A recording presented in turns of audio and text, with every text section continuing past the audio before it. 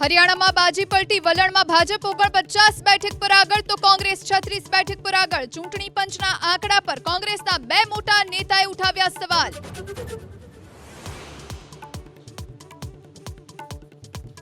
જમ્મુ કાશ્મીરમાં કોંગ્રેસનું ગઠબંધન બહુમતની નજીક, 90 વિધાનસભા બેઠકમાંથી 47 બેઠક પર કોંગ્રેસ અને એનસીનું ગઠબંધન તો 28 બેઠક પર ભાજપ આગળ।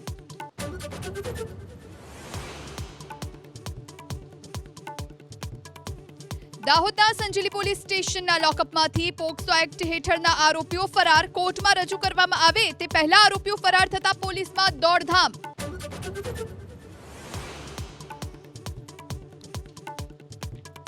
ઇકો સેન્સિટિવ ઝોન મુદ્દે ગીર સોમનાથ અને જૂનાગઢમાં ખેડૂતોનો વિરોધ, તાલાલા માર્કેટયાર્ડ અને મેંદરડાના આંબેડકર ચોક પર ઇકો ઝોન હટાવો, ગામડા બચાવોના બેનર સાથે પ્રદર્શન।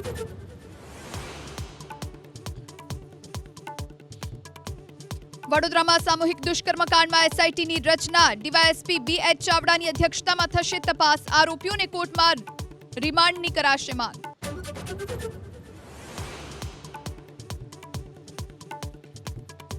સુરતમાં 10 થી વધુ કોન્ટ્રાક્ટર્સને ત્યાં જીએસટી વિભાગના દરોડા, ટીડીએસની કપાત કરતા ઓછો ટેક્સ ભરનાર સામે કાર્યવાહી, ઈ કોમર્સ પર વેપાર કરનારાઓને ત્યાં પણ તપાસ।